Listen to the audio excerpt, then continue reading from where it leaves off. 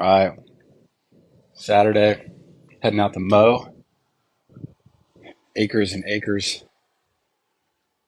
and I'm gonna talk about root causes of problems here because we've got all kinds of problems. Not all bad, not all bad, but this is what we do on this property here, and there's life lessons out here to be learned all day, every day on this farm, and I am learning every day. And specifically, when it comes to root causes, talk about roots. Talk about roots here in a second. But as I'm walking out here, I'm like, this yellow stuff, kind of hard to see, but there's like a yellow glow over the grass right now. I have these things called buttercups. And there's a couple problems that are going to occur that I've experienced right now. And one is allergies. So I don't have bad allergies. Like a lot of people this time of year are just like terrible. They hate it because of what it does to them. For me, I've never had that issue. However, I've started to experience that mowing grass out here just because there's so much that it started to affect me. So I realized that I needed to solve this problem. I still need to cut the grass, but I can't just go do it and be like, not wear any protective gear. So I got what are those things called? Gator. I got some gators. I got some big sunglasses now because my eyes will just get incredibly dry and start watering. It's literally painful. So I now feel the pain of people that have bad allergies. If that happens like just like very quickly to you, like I feel your pain because I never really experienced that. I would even be out playing golf with friends and they would be like, I had one friend who would just like his eyes would just water and his nose would be running. I'm like, geez, man, that's miserable. Um, but I never experienced that. So now I know what it feels like, which sucks. But I can't they're getting rid of the buttercups is one thing. That's the root cause. Even and we've got some spray that we're gonna put on this stuff here probably next week to see if we can get rid of that.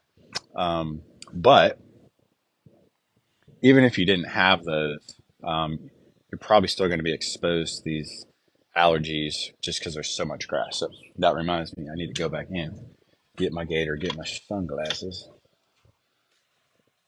Everybody's done.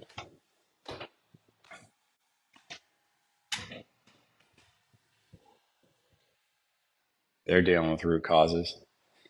Our pool cleanliness. We just bought I don't know what it's called. We just call it the robot to consistently clean our pool because it gets very dusty, very dirty inside because we have so much dirt out there. We don't have to put our grass in yet and lawn, so we just got a lot of dirt growing around. So we need that robot going continuously, not continuously, but every day or two to fix the root cause. Part of the root cause there is the robot. The robot's cleaning up. But part of that root cause is the dirt. And until we get grass back there, the dirt's going to be a little excessive. But either way, we're still going to have to have that robot to clean stuff up. All right, got the shades, massive shades. Another problem that I have is poison ivy. Put this down here. Try not to break this. So, what is the root cause of my poison ivy? Obviously, there's the ivy. That's the root. So, I was. This is the problem I encountered. As I was trying to kill the ivy, I was getting it on myself. So, I didn't do a good job preparing because I was wearing shorts that day. Other thing, I'm not 100% clear on what poison ivy looks like. There's so much stuff growing out here. It could have been covered up, but I didn't see it. So I walked into a situation that I really wasn't prepared for. That's really the root cause, my awareness level.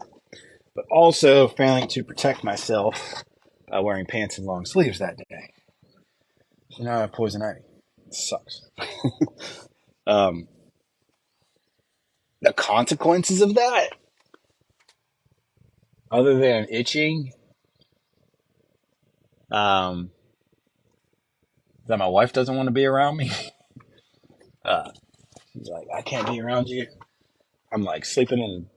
She's like set up a sleeping bag for me to sleep in. So there's consequences to our actions there. But trying to solve that root cause. There she is. She's gonna stay away from me because I have poison ivy, and she doesn't want to be on the video. Do you want to be on the video? Nope, she doesn't. We'll get her anyway. Look at how she runs. Thinks we're not gonna see her if she runs like that. Ugh. All right, let's go see what other root causes we have down here today. We've got tons of them. Tons of root causes. I don't really need these. The arena, the riding arena that we're working on. All right, so I don't know what this looks like to all of you watching, but for us, this is a work in progress process, whatever you want to call it. But it actually looks a lot different than it did when we moved in. There was a fence crossing about halfway through here, which we took out. Um, I'm in the process of killing all this grass. So root cause here, spraying it because we uh, we drag it every day. But and she rides on it every day. Multiple people ride on it every day, and we've brought in some gravel. It's like very fine gravel, and that's helping a lot because that packs in really well. But we need to kill all the grass. If we don't kill the root, it's just going to keep coming back. So what I'm learning is that this process has to be done multiple times. You can't just kill it all the first go round. So if you don't kill it all, it's going to find its way and it's going to creep its way back. It's interesting to learn about just different ways to deal with the grass because there's areas where we want it to grow super fast. Like here, this is actually coming in really well. We had a bunch of trees here that we took out. And that section there is all the remnant that's left that really hasn't started growing in. It got a couple patches over there. Um, but there's a lot of ways to deal with these. So what we're going to do is we're going to bring in some sand and start to level this out this summer. But it is growing back a lot. So what I've learned is that as far as the roots go here, like we actually want these roots to grow, like because they're solid.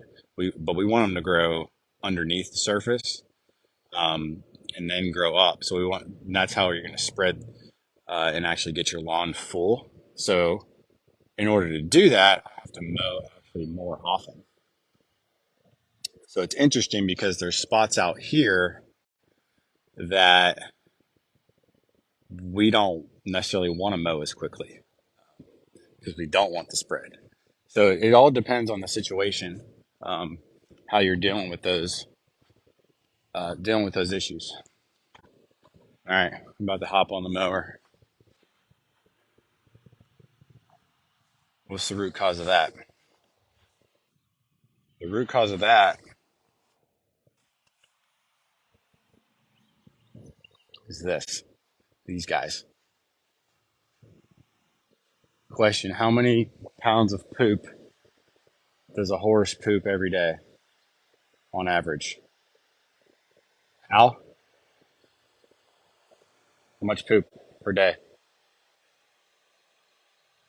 10? 10 pounds? 20?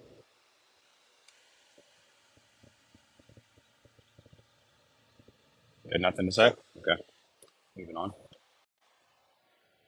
Cooper, how much do you poop every day? This is the big boy. This is our 1,450 pounder. He's making the most deposits of anyone. Bigger the horse, bigger the poop. All right, Actor. He's a smaller guy. He's still a baby. He's 4. Poops the least, makes the biggest mess. So here's what's interesting. The size of the horse doesn't dictate how hard it is to clean up the mess. Let's go see Mr. Cash. So you get horses, you're going to have to clean up after them. We know this. But how hard are they going to be to clean? Here we go. Here's Cash. Cash is a big boy, but not as big as Cooper. But look, he's got his little spot. That's very easy to clean up. Only takes a couple minutes to clean up after Mr. Cash. Here's the best part. He doesn't pee in his stall. Could be a problem if he's in his stall too long, but it's very nice because you know what? I'll get that for you. You want that or are you saving that for later? Nope. Put it back where it was. Ah, sorry, buddy. Cash is a lot easier to take care of and clean up after because he's nice enough to pee out here. Pee, much harder to clean up than poop. But here's the problem with Actor, and look, he stands still most of the time. Standing on cue. Easier to clean up. Doesn't walk around in his stall like a crazy horse. This guy,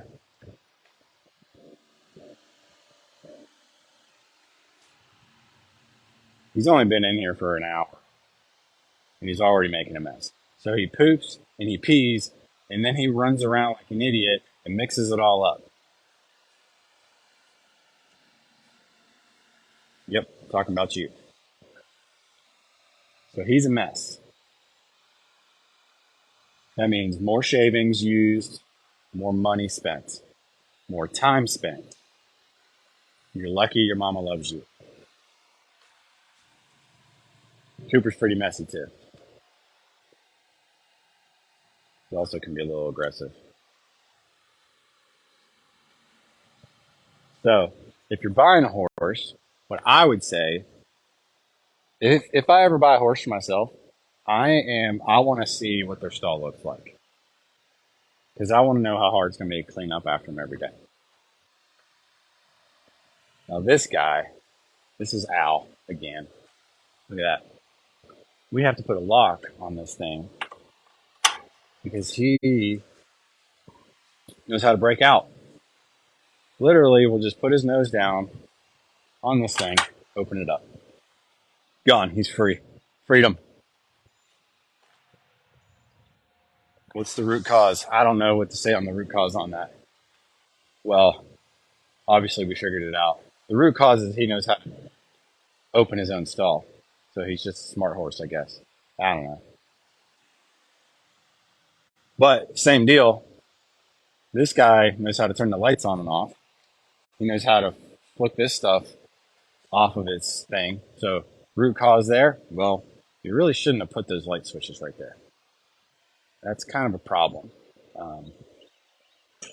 So we're kind of living with some of this stuff as it is. Can't fix it all at once. But what are we going to do next? Let's see. More root cause problems. The fence line. Just sprayed the entire fence line with weed killer the other day. Second time I did that this year. What lesson did I learn? Number one, stuff grows fast. But number two, I think from what I've read that I cut the weeds down too soon after I sprayed them last time. So I read you should wait anywhere between 1 to 7 days before you actually mow them down after you spray them. And I guess that's so that you can let the weed kind of suck in all the whatever herbicide or whatever you call it to literally get to the root. So you have to give it time. So like this stuff, you're supposed to spray the leaves. So you spray the leaves and then it's supposed to like get down into the root over time. So I'm giving it a week before I hack all these things down. Again, this stuff isn't too bad. But for example, this stuff, Amanda wanted me to mow all this stuff, really the stuff by the arena. But I told her, I said, we really have to wait for it to look dead because I don't want to waste all the spray. I don't want to take a chance of me mowing it and then it coming back. So lessons learned. Um, Other root cause problems. So fertilizer. I mean, this is like endless. Literally, as I'm talking through, I'm like, am I going to have 15 minutes worth of stuff to talk about? Well, that's pretty easy. All the stuff we've actually done. So this pasture out here, our little cross country area, you can see it doesn't have as much of these buttercups. Now, there's two things we're doing differently over here. One is I mow this more frequently, and two is I put fertilizer out here about 2 weeks ago, 2 or 3 weeks ago. So it's less. There's not as much out here. It might be not be easy to tell, but if you go behind, I'll just walk back there. If you go behind, you'll see that it's just absolutely covered. So here's the issue, or you can see the differences. They got some nice green grass here. This is good for the horses. And then you've got, as we get further back, we've got the amount of these buttercups starts to increase. So soil testing. We did a soil test, sent away some soil samples to give us some analysis on what type of fertilizer we need to put on. So that's what I did. So I put that on here, but you're going to need several applications to see if it's actually working. So we're just using a small area, which is this area and the area behind the barn where we fertilized, because fertilizer is expensive. I'm not just going to drop all kinds of money and do this whole thing and not know if it works. But you can see out here a lot more buttercups. So part of it, I think, has to do with the soil. Like we get more water back here. So